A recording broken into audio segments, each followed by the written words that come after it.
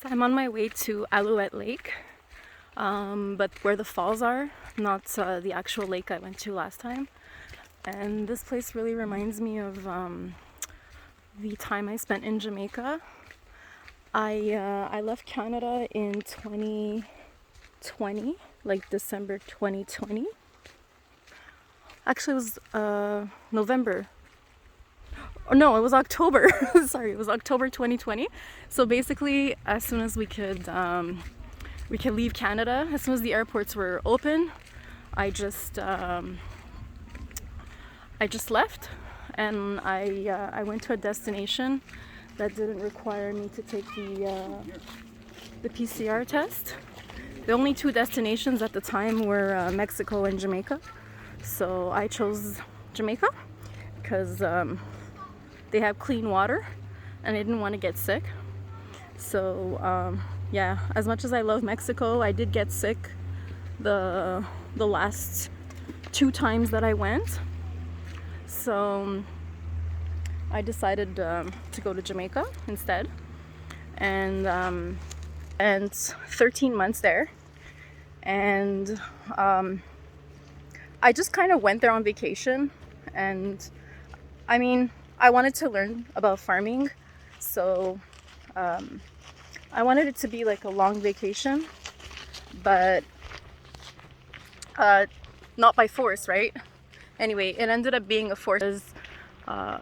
Trudeau ended up putting the hotel, the quarantine hotel, and so I was basically stuck there, and I wasn't sure when it would be removed or not.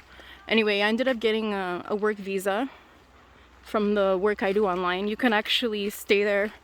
They'll give you a work visa if you work online, and just has to be renewed every year. It costs like $1,200 or something. So I ended up doing that, but that was a really stressful process because I didn't know if it would be approved or not. Anyway, you just have to prove like income from the past, I don't know, I think the past year or something like that. It's not too strict, but you do have to prove that you did have a bit of income from the online business, and like that it's enough to like support yourself. But it's not strict. Like some countries are super strict. It has to be like you have to prove that you make a lot of money and stuff like that. But it's not the case for Jamaica. They're pretty lenient. Anyway, so that was a stressful process, but I decided to learn about farming.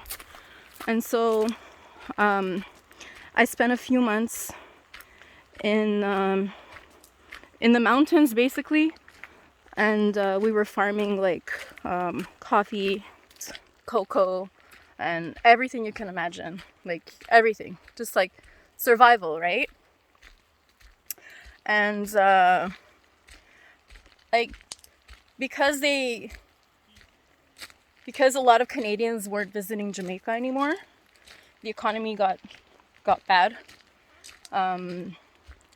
because they, wow, That is a big cat.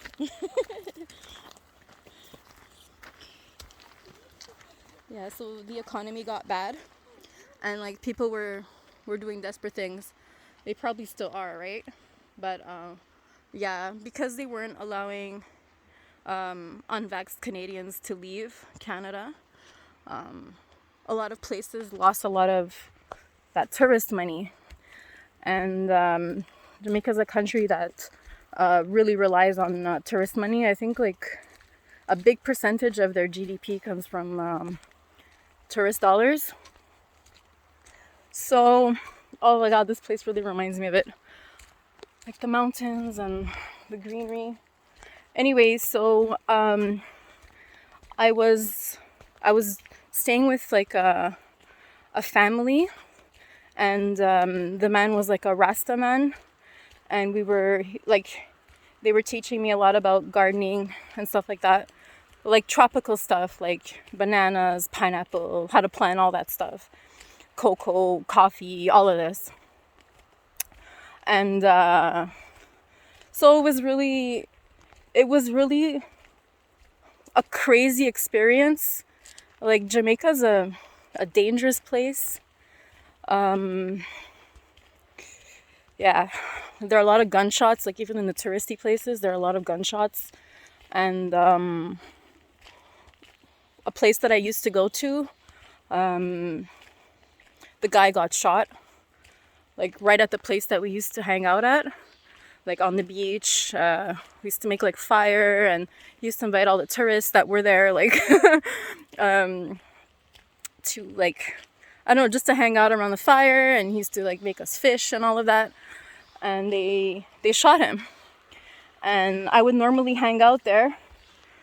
And then he would drive us home. And they killed him like at the time where he was closing, where he would normally drive us home. And that was like in the grill on the beach area. So I just kind of left that place and I wanted something different. So I went to the jungle and I learned farming. And so when I was there, like it was crazy because there's like one road that leads you. Whoa! There's one road that leads up to the mountain there, where the house is, and you have to pass through a town called Bath. And there was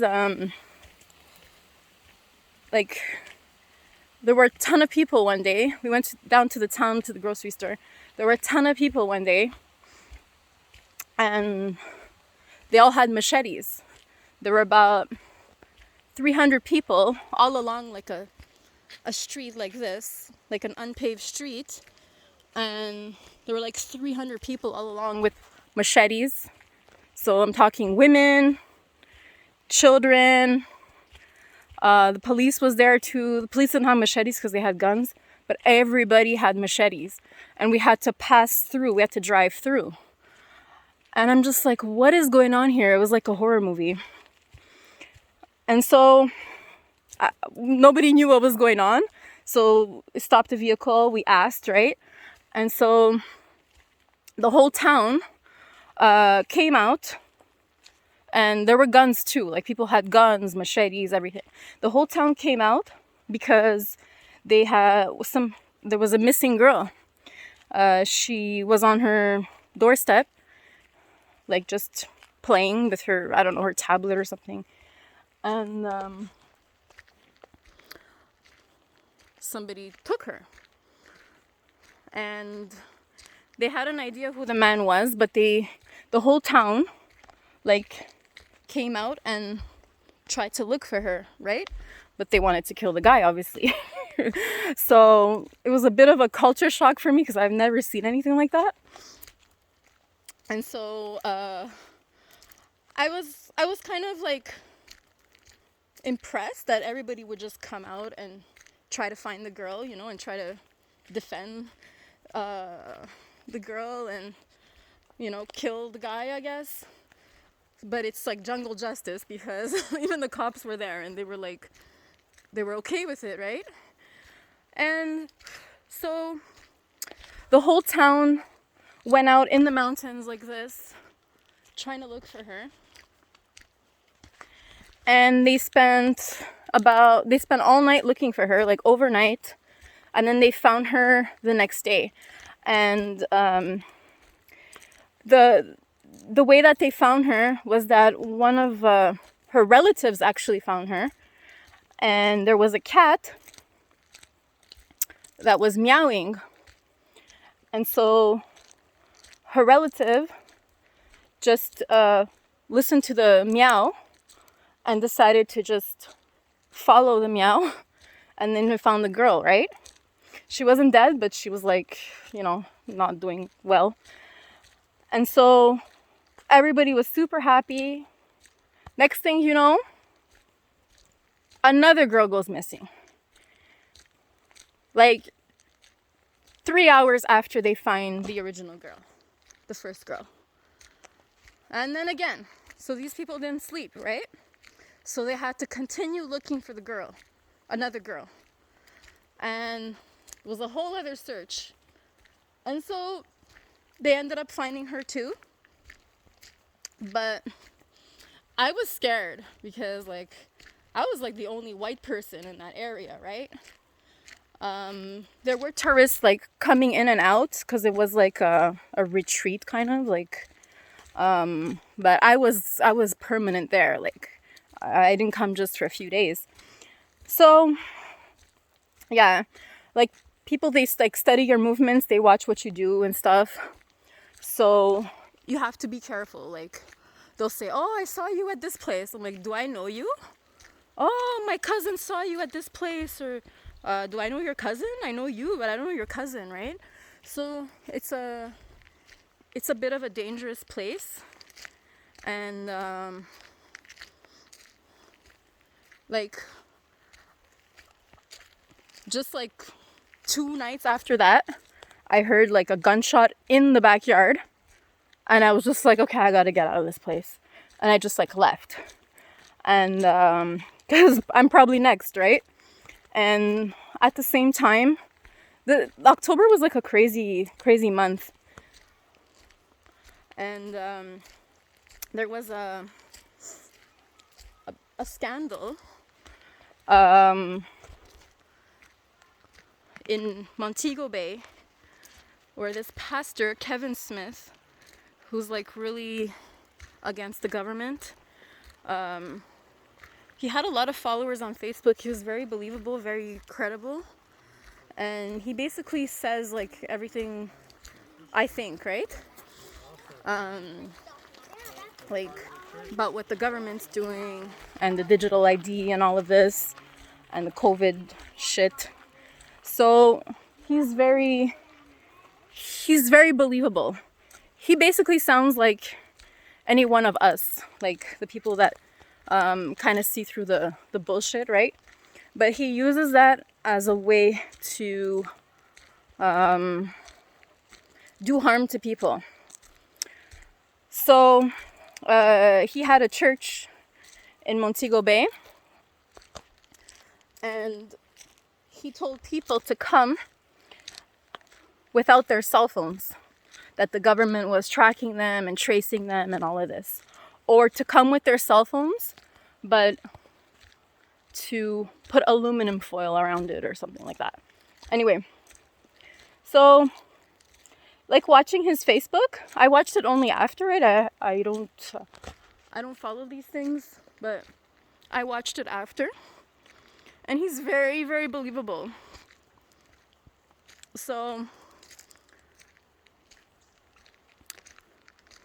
people went, and they went to his church. He did tell them to dress in white, which I thought was very weird, but yeah, people did it.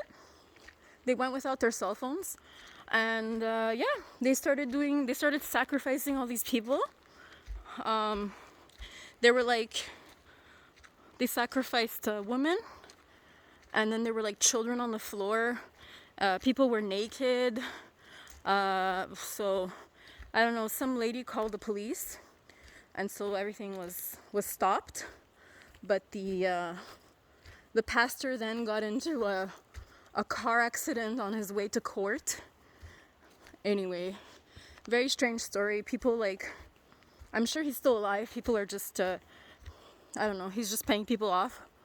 And yeah, so all of that happened in October, and then I was like, I gotta get out of this place. And Jamaicans say like Jamaica's not a normal place, and now I know why they say that. But it's such a beautiful place. Like, it's such a beautiful country. Yeah, I mean, I think it's the nicest country I've ever been to. And I've been traveling since I was like 20. I've been to like 30, I think it's like 34 different countries now. So yeah, that's my story. And then the COVID hotel was taken out. So was good timing. Like it was taken out like a month later, and yeah, like I stayed at another place for a month, which was the parish with the least amount of crime, and so I stayed there, and yeah, like you guys could see my videos on Facebook. I had like a really good time, especially at the beginning when you don't know about all this garbage. Like you have a good time, but then once you know about all this stuff, it kind of, I don't know, ruins it. Like once you realize, oh, those are gunshots, and like you realize all the BS. It's like you just wanna leave, right? This is such a nice hike. It is humid though. So yeah, and then I got on a plane, and I came home to Canada, and I've been home ever since. And yeah, so that was a little bit about my crazy experience in Jamaica.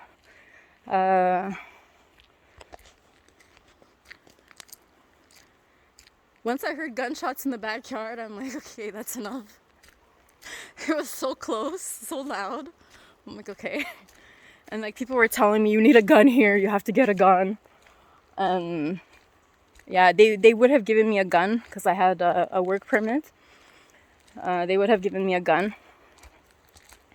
And yeah, but it's a crazy place. Oh, look at this.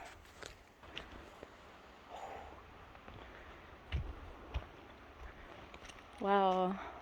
I would sleep right there.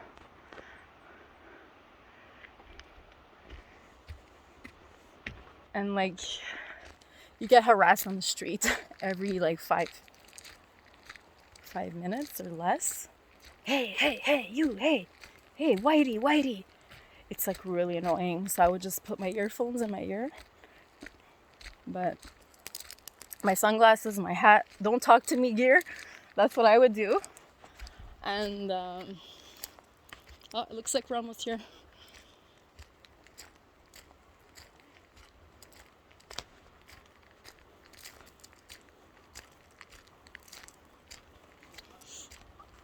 So pretty. I would not be able to do this in Jamaica. It's just too dangerous. You can't like walk in in a forest like this unless you're with people. But even they have to carry machetes, right? I'm talking about the rural places. Like the touristy places are safe because you'll usually go with a tour guide and stuff. But if you just venture out with like regular people, yeah, like people carry their machetes. And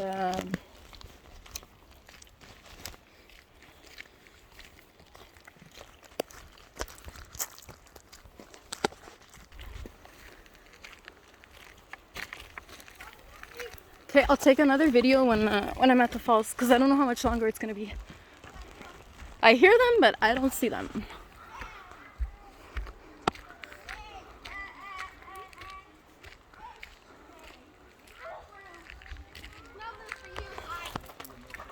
So I'll speak to you guys later.